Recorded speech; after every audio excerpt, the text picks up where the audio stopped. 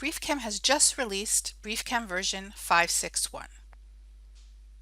And the first features I'll show you are features that we've added to help organizations better respond to the public health crisis and to comply with new prevention methods and mandates.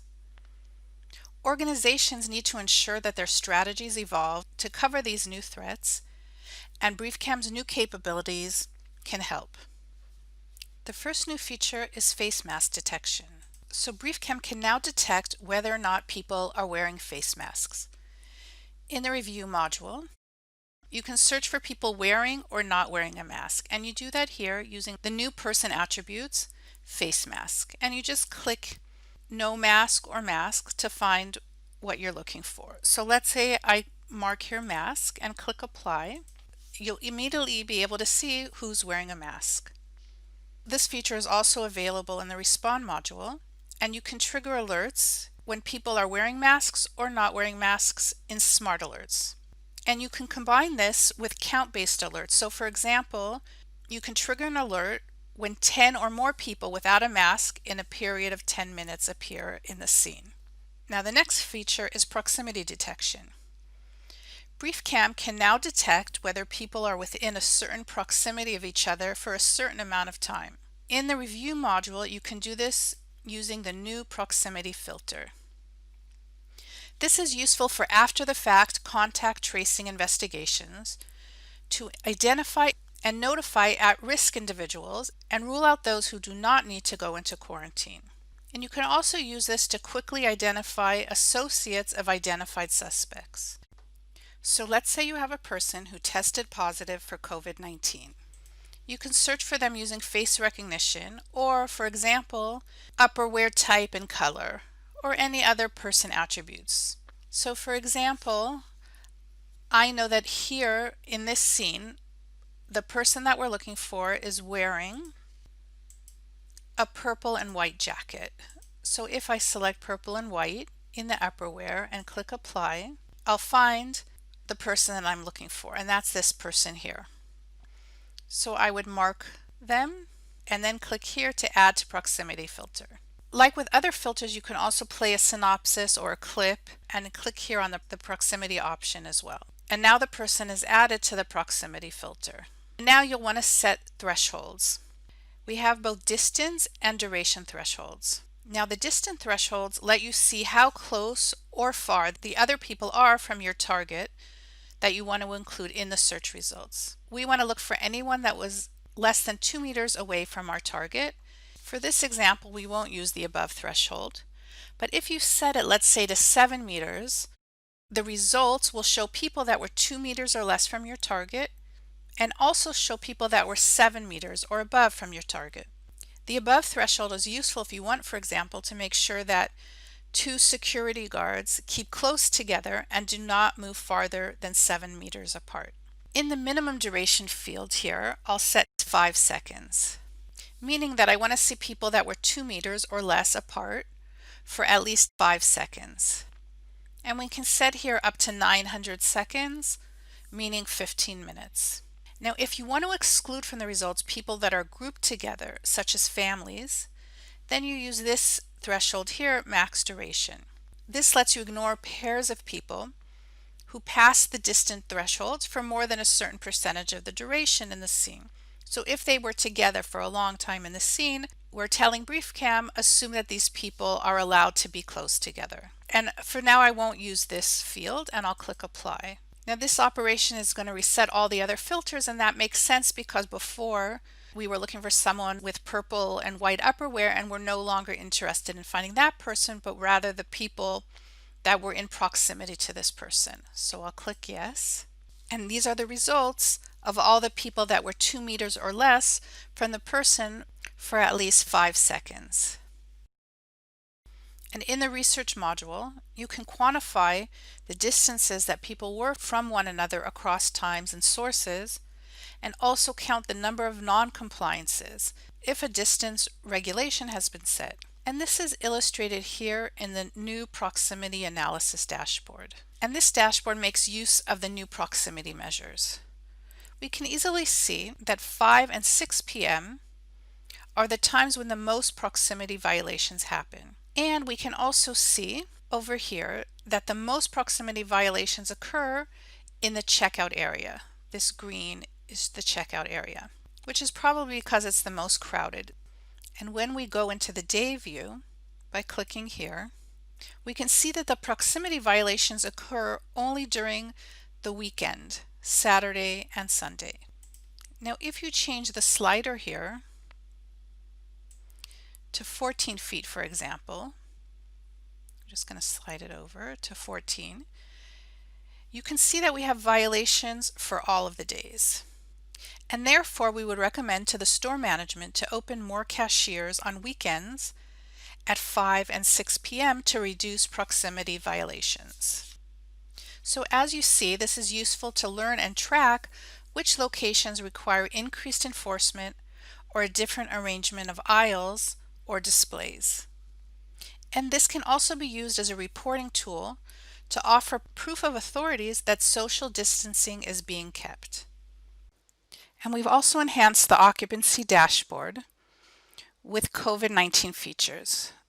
We have here the current occupancy gauge, as well as the occupancy limit threshold. Now let's move on to some other improvements. The user interface is now also translated into Arabic, Italian, and Thai. And now on to the review module. In general, the performance of this module has been enhanced in that we've significantly improved the loading times of screens. In addition, if a case is a candidate for deletion by the automatic maintenance procedure, there will be an indication here on the case showing how many days are left until the case will be deleted. We've also improved the drawing of paths. So now when we draw a path, the arrowhead appears correctly now. And when the image is very bright or white, it's easier to see because we've added a shadow behind the path. In addition, you no longer have to close and reopen the path filter to reset the path. You can just undo the last path by clicking here on Undo. And these path improvements were made for all of the modules. When you're running a clip, you can now also download the clip itself. Now for the Respond module, if a video connection is lost, you'll see a red dot here next to the word Rules. And to see which connections were lost, just go into the Rules and look here at the Status column. When you create a Respond rule, an archived preview image is now displayed. And if a live image becomes available, you'll be able to use that image by clicking the Refresh Image from VMS button. And this functionality is also available with research sources. And that brings us to the research module. We've added a new visualization, the time range filter. And this lets you set a dashboard so that by default it will open up by a specific time range. And this is useful when you want a dashboard to always show a certain time range relative to today's date without having to manually set the time every time the dashboard is opened. So right now we see here on this dashboard that we have objects from various dates and even from various years. Now if I add the time range filter, the default is the last 30 days, so you'll see the first two columns are going to disappear and it will only leave me with the columns from the last 30 days. Now let's say I want it to be a different time range, so I'll right click here and click Unlink Visualization and click OK. And then I'll go in here to the value field and open the expression editor. And you can see here, this is the default. Like we said, the last 30 days. But let's say I want it to be for the last week. So I'll find the expression for the last week, 7 days, and that's right here. And I'll just uncomment it by removing here these two slashes. And I'll add the slashes here. So now this is the expression that will be used in the dashboard. I'll click Apply. And now I'll move away and back to the dashboard, and then the changes will take effect. And we're only left with things that happened the last week. We also added the Vehicle Details dashboard, and this gives you details about vehicles, including license plate number, vehicle type, and more. And it also allows you to export the data to a CSV file. Note that this dashboard shows license plate data with a certain level of accuracy. The plate accuracy is dependent on the camera angle and other parameters. You should always check the plate accuracy in the review module for validation. We've also added the following VMS plugins. The next section is for technical personnel using BriefCam. So if this isn't relevant for you, you can just fast forward to the end of this video. Administrators can now assign access permissions to the Respond module for specific users and/or groups. Also, if a camera name was updated in the VMS, the camera can now also be updated directly from the administrator console using this new Sync to VMS option. And lastly, there have been enhancements made to the developer tools. License plate recognition data was added to the BOA to BriefCam's Open API, as well as the Outbound API's extended metadata. In the Outbound API, there were some other changes. So the alert data now includes the camera identifier from BriefCam and the camera identifier that is retrieved from the VMS. And for smart alerts, the Outbound API now includes the available object details of the object that triggered the alert. So for example, when you create a rule to filter cars, every alert will include the available metadata of the object, such as color and license plate number. And this feature is available under a dedicated license. So to recap, we've added COVID-19 features, including proximity detection and face mask detection. The path appearance has been improved.